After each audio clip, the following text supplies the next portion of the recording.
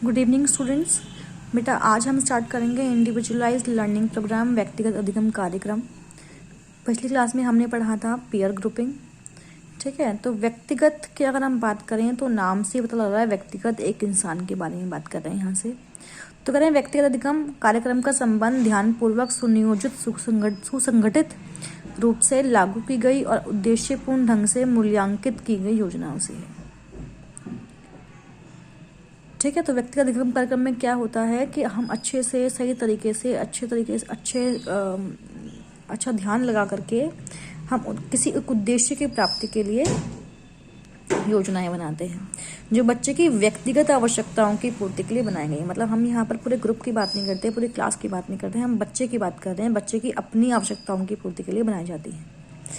ठीक है, बच्चे की विशिष्ट आवश्यकताओं के लिए व्यक्तिगत योजना अध्यापक को ये सुनिश्चित करने में मदद करती है कि उद्देशित बच्चे विद्यालय में समुचित अध्ययन कर उन्नति कर पा रहे हैं या नहीं कर पा रहे हैं। मतलब एक बच्चा एक अपने व्यक्तिगत लेवल पर अपना उद्देश्य पूर्ति कर पा रहा है या नहीं कर पा रहा है।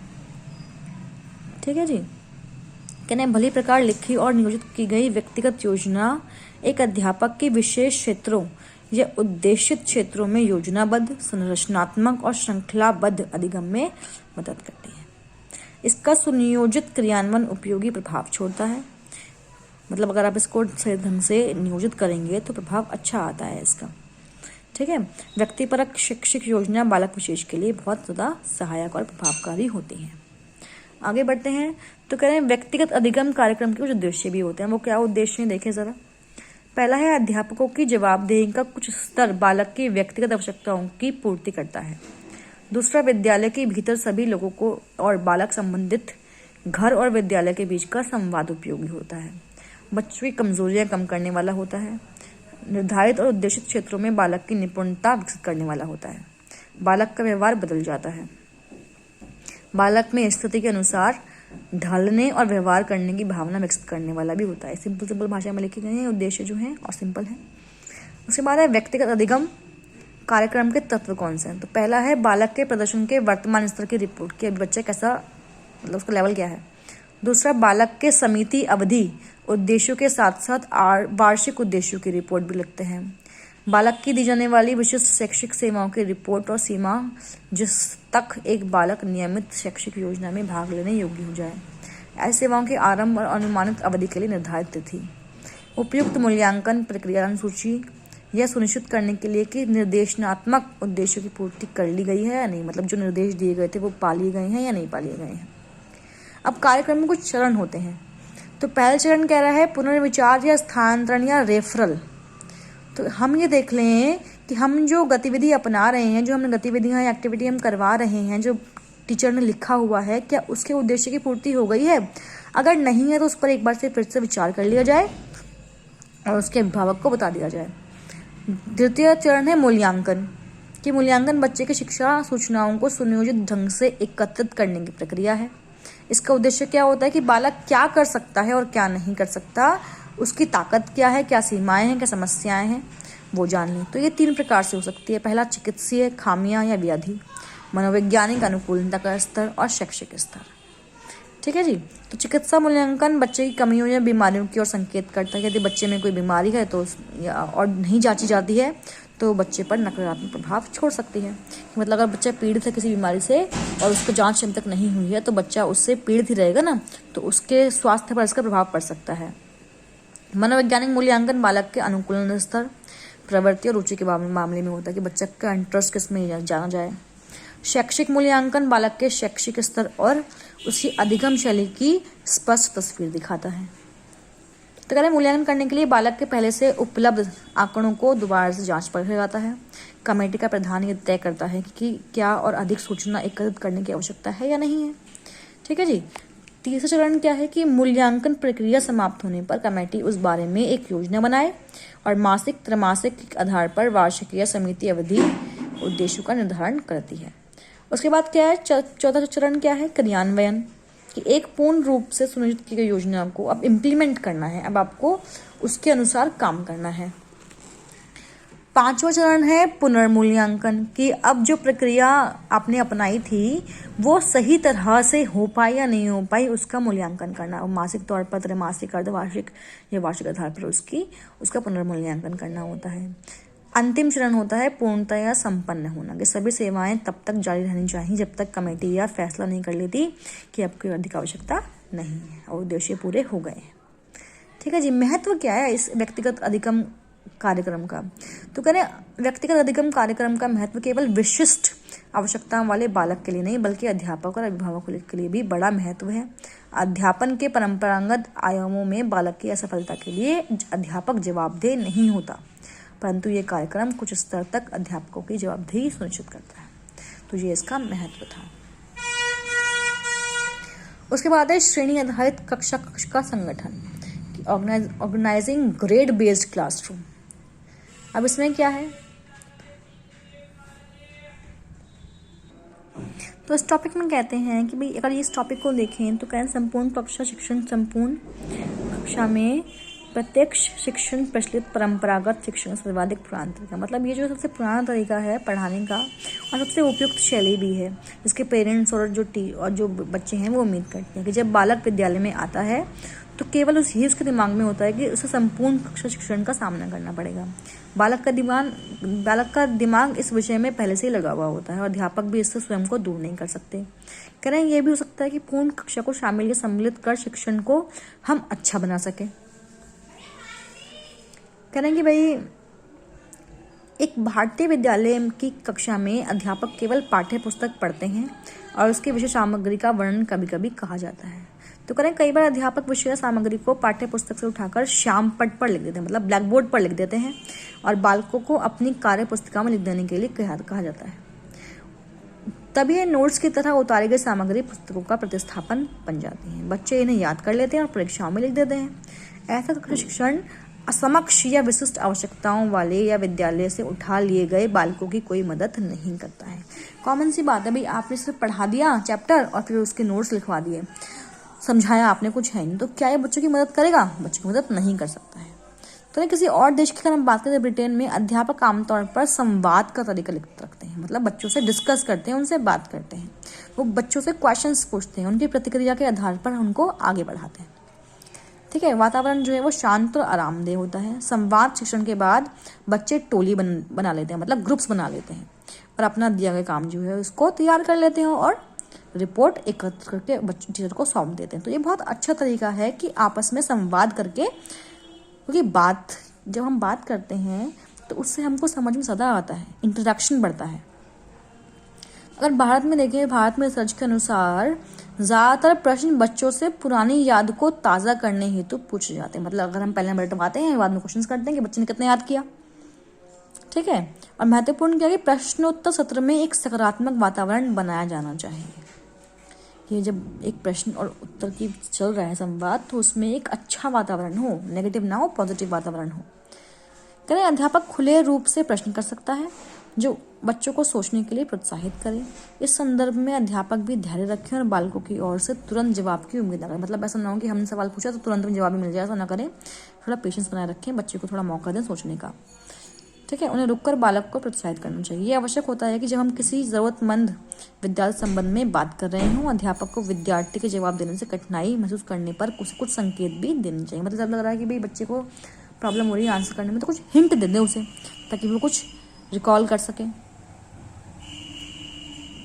ठीक है जी। तो इस तरह के वातावरण में बच्चा अपना सही जवाब ढूंढ सकता है। मतलब बच्चे को हिंट दो, बच्चे को कोशिश करवाओ कि बच्चा अपना जवाब खुद दे सके, पढ़ सके। ठीक है जी। इससे बच्चे को मदद मिलती है। अगला जो है वो है ब्रेनस्टॉर्मिंग। ब्रेनस्टॉर्मिंग क्या होता है? एक ऐसी टेक्निक है इसके अंतर्गत अल्प अवधि में, मतलब बहुत कम टाइम में अनेक विकल्पों पर विचार करते हुए समस्या का समाधान खोजना। मतलब बच्चा जो है वो हर तरह से दिमाग लगा रहा है, एक प्रॉब्लम सामने रख दी, उसको सॉल्व करना है, सॉल्व करने के लिए बच्चा हर तरह से सोच रहा है। ठीक है। तो कहें स्कूल की छात्र कक्षा के में भूगोल की कक्षा में अध्यापक अमेरिका पर एक अध्याय का परिचय हो रहा था। वह बच्चे से कहता है कि उन सभी बातों के बारे में बताए जो अमेरिका के बारे में जानते थे। तो कई विद्यार्थियों ने अपने हाथ खड़े करे। ब्लैक बोर्ड शीघ्र ही बहुत संकर से भर गया। और यह बात ध्यान देने वाली है कि कोई बालक अमेरिका नहीं गया था। नियमित रूप से फिल्में और टेलीविजन देखने से उन्हें अमेरिकन जीवन शैली के बारे में पता लगा। एक विद्यार्थी का हाथ खड़ा करके बताया कि उनके पास टैक्सियां हैं। इस प्रकार अपनाई गई विधि से में विशेष शिक्षा नहीं है। यहाँ अध्यापक बालकों से अपने विषय को आरंभ करने की स्थिति उत्पन्न कर रहा है, जिस कारण वह उनसे वर्तमान ज्ञान के बारे में पूछ रहा है। मतलब बच्चा जो जानता है उसके बारे में पहले पूछा गया पढ़ाने से पहले, और उसके बाद उसके बिहाफ पर बच्चे को पढ़ाया गया। इस तरह के बहुत सारे एग्जाम्पल्स हैं जो आगे भी लिखे हुए हैं, आप पढ़ लीजिएगा। ठीक है, इस टॉपिक में इतना ही था, जहाँ पर पहले हम क्लास को प्रिपेयर करते हैं अपने चैप्टर को पढ़ाने के लिए। ठीक है, ब्रेनस्टॉर्मिंग वर्ड याद रखें, बहुत अच्छा वर्ड है, काफ़ी बार पूछा गया है। उसके बाद गया है कोऑपरेटिव लर्निंग, सहकारी अधिगम। तो क्या है, सहकारी अधिगम कक्षा की क्रियाओं में संचालन या संगठन का एक तरीका है। यह क्रियाएं शैक्षिक और सामाजिक अधिगम अनुभवों के रूप में हो सकती हैं।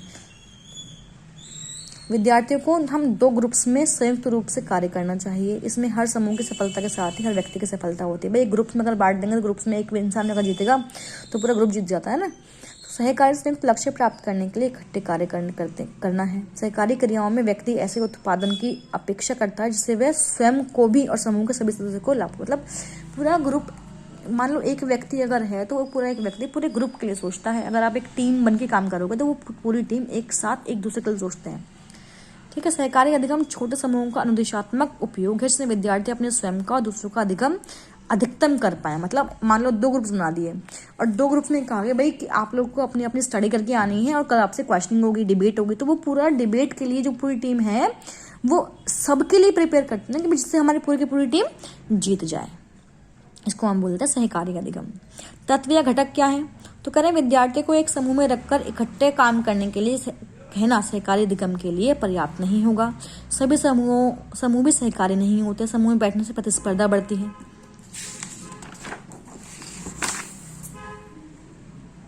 पाठों की रचना करना, विद्यार्थियों को सहकारी रूप से कार्य करने के लिए उन्हें उन घटकों की समझ होनी चाहिए जो कार्य को सहकारी बनाते हैं।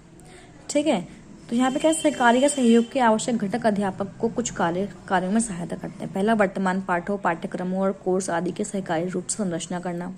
सहकारी अधिगम पाठों को तैयार करना ताकि पाठ्यक्रम से अनुदेशात्मक परिस्थितिकी, विषय की और विद्यार्थी आदि की आवश्यकता को पूरा किया जा सके। विद्यार्थी को उन समस्याओं का निदान करना जो इकट्ठे जो कार्य करने में उन्हें महसूस होती है, जिससे विद्यार्थियों के अधिगम समूह की प्रभावशीलता को पूरा किया जा सके। तो ये 3 जगह हैं जहाँ पर सहकारी अधिगम काम आता है। करें, इन आवश्यक घटकों का सामूहिक अधिगम परिस्थितियों में उचित प्रयोग करने से सहकारी अधिगम के प्रयास दीर्घकालीन सफलता के लिए सहायक होते हैं। अब आवश्यक घटक कौन से हैं इसके, एक तो आपका सकारात्मक अंतर्निर्भरता की, पॉजिटिव इंटरडिपेंडेंस की, जो आपका एक दूसरे पर डिपेंडेंस है वो पॉजिटिव होना चाहिए, नेगेटिव नहीं। प्रोत्साहक अंतर्क्रिया की, में सब एक दूसरे को प्रोत्साहित करें। व्यक्तिक और सामूहिक जवाबदेही कि हर इंसान अगर कुछ तय कर रहा है या कुछ भी उसने योजना बनाई है तो वो उसके लिए जवाबदेही रहेगा। वांछित अंतः व्यक्तिक और लघु समूह कौशलों में शिक्षण की, भाई जो भी हमारे उद्देश्य हैं उनको प्राप्त करने में कुशलता होनी चाहिए। सामूहिक प्रासंगिक, ग्रुप प्रोफेशन, मतलब जो भी आप काम करने वाले हो वो ग्रुप में हो। ठीक है, कोई एक इंडिविजुअल इंसान ना करे, ग्रुप में करे, सब कुछ साथ मिलके करें। ठीक है, तो ये 5 पॉइंट ही हम डिस्कस कर चुके हैं क्या होता है इनके अंदर। आगे बढ़ते हैं, सहकारी अधिगम के उद्देश्य। कि सहकारी अधिगम के उद्देश्य क्या है। क्या समावेशी अवस्था में सहकारी अधिगम के निम्नलिखित उद्देश्य। पहला, बालक को सहकारी अधिगम की अवस्था में विशिष्ट आवश्यकताओं को पूरा करने का अवसर मिले। विशिष्ट आवश्यकताओं वाले बालक के लिए सीखने के लिए उपयुक्त वातावरण तैयार करना। बालक को अपने उत्तरदायित्व समझने के लिए प्रोत्साहित करना। सहकारी समूह के सदस्यों के मध्य सामाजिक वातावरण को प्रोत्साहित करना। सक्षम और असक्षम बालकों के मध्य दोस्ताना वातावरण बनाना। परस्पर सहयोग और मदद के माध्यम से समस्या निदान की निपुणताओं को विकसित करना। ये 6 उद्देश्य थे। बहुत सिंपल भाषा में लिखे गए इसलिए मैंने आगे समझाया नहीं है, सबको ये समझ में आ रही होंगी बातें जो लिखी गई हैं। उसके बाद है लाभ और सीमाएं क्या हैं। तो इनके लाभ जो हैं वो निश्चित होते हैं। ये केवल आवश्यकताओं वाले बालकों को ही लाभ नहीं पहुंचाता बल्कि जो बाकी बालक हैं उनको भी लाभ पहुंचाता है। ये जो अधिगम है वो जवाबदेही है, प्रोत्साहित करता है। ठीक है, और बालकों के लिए सुविधाजनक है। सक्षम और अक्षम दोनों बालकों के लिए ही ये लाभदायक है। ठीक है, एक दूसरे की आदर करना, एक दूसरे को स्वीकार करना सिखाता है। ठीक है जी, तो कह रहे हैं कि भाई ये बालकों के बीच में, दो ग्रुपों के बीच में, समूह के बीच में वार्तालाप को सुनिश्चित करता है। ऐसी वार्ताएं नई अवधारणाएं उत्पन्न करती हैं। ठीक है, वर्तमान में ज्ञानात्मक ढांचे के साथ समानता दिखाते हैं। नवीन ढांचों को स्व में मतलब अपने आप में ढालते हैं ये, और मजबूत करते हैं आधार को, ज्ञान के आधार को। ठीक है, इसकी जो सीमाएं हैं वो क्या है कि ये बहुत समय लेता है।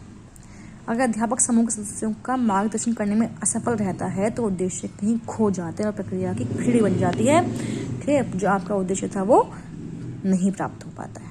ठीक है जी, तो ये था आपका सहकारी अधिगम। हम 3 तरह के अधिगम यहाँ पढ़ चुके हैं, पेयर ग्रुपिंग, इंडिविजुअलाइज्ड, ठीक है, श्रेणी आधारित और सहकारी अधिगम। 4 तरह के अधिगम हमने पढ़े हैं आज। इसे आप क्लियर कर लेंगे। कल की क्लास में, जब मंडे हमारी क्लास होगी, तो हम प्लानिंग फॉर टीचिंग करेंगे कि आप टीचिंग के लिए प्लानिंग किस प्रकार से कर सकते हैं। यहाँ तक का आप क्लियर कर लें। ठीक है, आज की क्लास में बहुत सिंपल सी बात हुई है, सिंपल से टॉपिक्स हमने पढ़े हैं, सिंपल भाषा में लिखे गए हैं। ठीक है, जो आराम से आपको समझ में आ जाएंगे। ठीक है, फिर अगली क्लास में मिलते हैं। तब तक के लिए आप ये अपना जो टॉपिक है इसे सही से क्लियर कर लें। कोई डाउट हो तो आप मुझसे पूछ सकते हैं।